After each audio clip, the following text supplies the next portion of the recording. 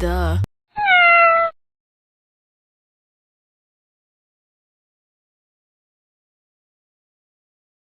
He is the defense minister, and is rumored to become the next presidential candidate. What?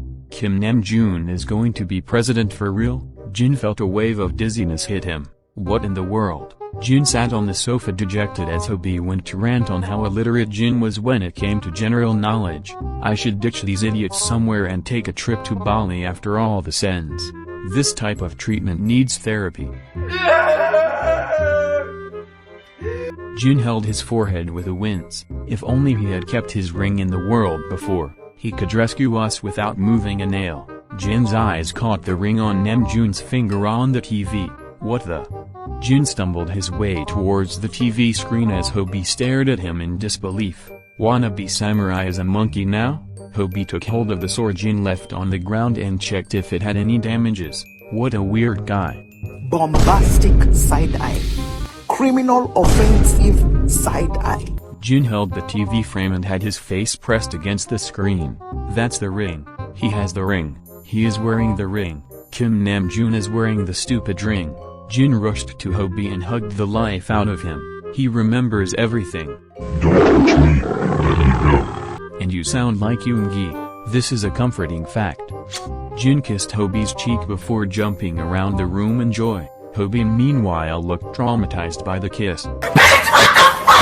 Don't do me like this. Hobi looked disturbed and disgusted. Well, at least he forgot about his little ostrich rescue. Now let's go get our Jiminy. Jin reached for the second sword mounted on the wall. Our Juni will find a way to rescue us. My sword. My Shayla! My Shayla! With Jimin sat on top of the kitchen counter crouched, holding his cell phone in hand. There were live eels moving all around the floor. Which idiot's idea was it to bring live eels to cook? Who even eats eels?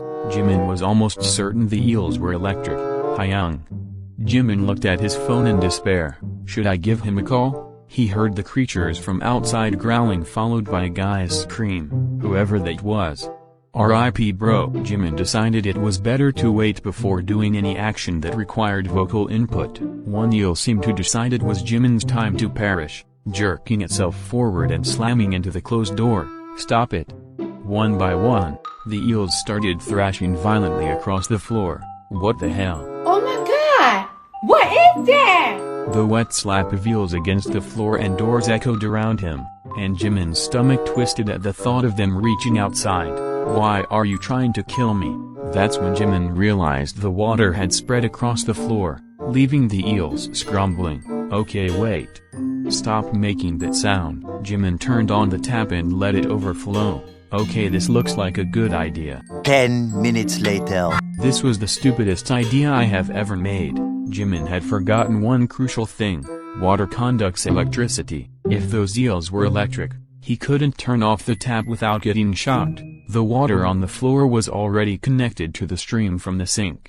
Should have listened to Tae when he was giving a lecture on Piranha 3D. The water level was increasing with a slow pace, but to Jimin it was rising with jet speed. I really need a savior. Jimin could only jump from counter to counter to avoid getting wet. Meanwhile, with the socks clear. Walk. Jin stood in front of Hobi holding two swords in his hands while Hobi shadowed behind him with his entire focus on the camera footage played at his laptop. They were moving as slow as possible on the corridor where the creatures were roaming when they first checked the footage. Danger. Hide. Hobi was pulled to squeeze and hide behind a banner. What? Look, both peeked through the holes in the banner. They saw two of the Terra's creatures passing them. I haven't even fathered a child yet. If I die, I'm taking you with me. Keep it quiet. The creatures walked past them. Shall we go back to position? Now are we clear? No. There is one of these creatures blocking our way. Why is that? It has lost one of its legs, so it keeps limping around the same spot. Then it's action time. Show me the footage first. Jin observed what the one-legged Terraz was doing before standing up. Where are you going? Hobi held Jin's hand. You lay low here. I'll lend the thing and we'll be back to get you. I'll come. I can imagine you screaming at the first sight of that thing, but... Stay here. Jin left the hideout as Hobie focused on watching him through the camera footage. You better not die, stranger. Hobie saw the entire scene of how Jin sneaked near the creatures and attempted to kill it. But the creature noticed and turned towards Jin to attack him. Jin was able to mutate the creature into pieces with his sword.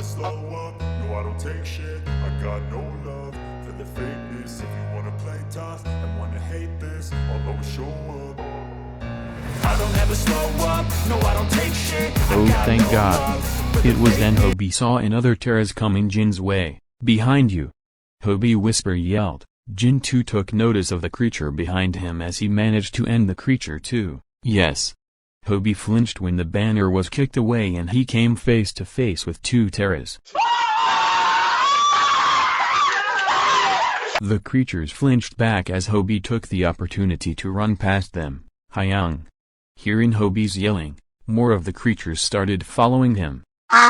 Jin was now actively fighting terrors from all sides as Hobie slid under the table and made himself invisible. Jin lost one of his swords while fighting as he continued to fight with the other. Just as a terrorist was about to jump on Jin, a granite blast happened in the room causing dust to cover the entire room. Jin took the moment to grab Hobie's leg from under the table and pull him out. Come. They started running toward the kitchen, but then ducked under the buffet stand. Laptop. I lost it. I threw it at one of. Stay the fuck here, and shut up. Jin growled before crawling towards the kitchen door. Ignoring the leaking water, he tried to open it, but the door didn't budge. Inside the kitchen, Jimin had managed to lock the door, wedging the handles with ladles as he stayed on the counter. What if they are blasting the zombies and blast me too? Jimin stayed away from the door. But first, how do I escape this eel situation without getting electrocuted? The water level kept rising as Jimin climbed to the highest spot. He couldn't hear Jin's grunts over the sound of the running water. Outside the kitchen, Jin was trying his best to open the door without alerting the creatures, and before the dust settled, the door, Hobie had come out of his hiding to help Jin. What are you doing? Pull harder. Pull this with me.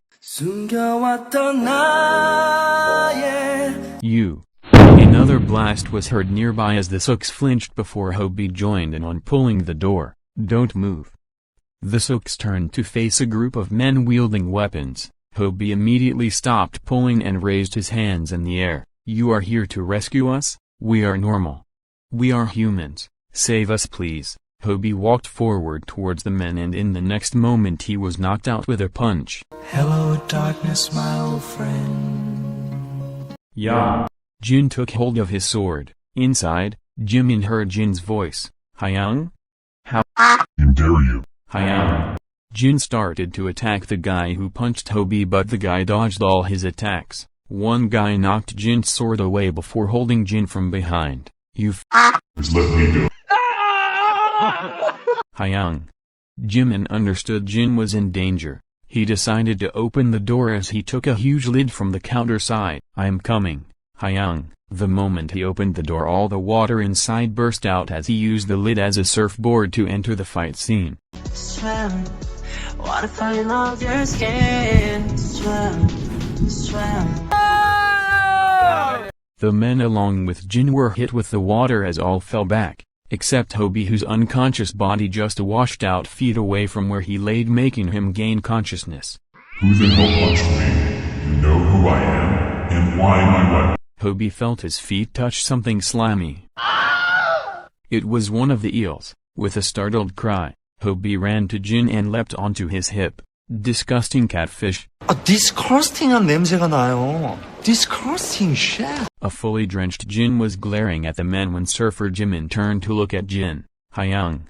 Jimin hugged Jin. Jin hugged back but did not stop glaring at the men. Who the are you? Hobie was still clutching on to Jin as the men pulled themselves together, with eels thrashing around them. Jin stood alongside Hobie and Jimin, facing the gang. Boss wants you three. Who the is your boss? You don't need to know that. Get the hell away from us. You don't get it, pretty? You are coming with us, either conscious or unconscious. Get the hell away. Your choice it is. Yeah.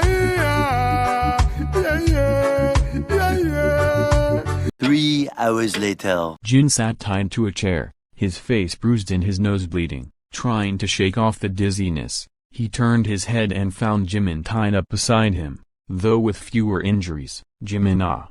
Jimin ah. Jimin ah. Jimin didn't wake up. Hobie? Jin looked around the dark room for any sign of Hobie but found none. On his other side, a sack lay on the floor, bulky and uneven, large enough to fit a person. He ignored the sack and turned his attention towards Jimin. Who the hell wants us? Like why us?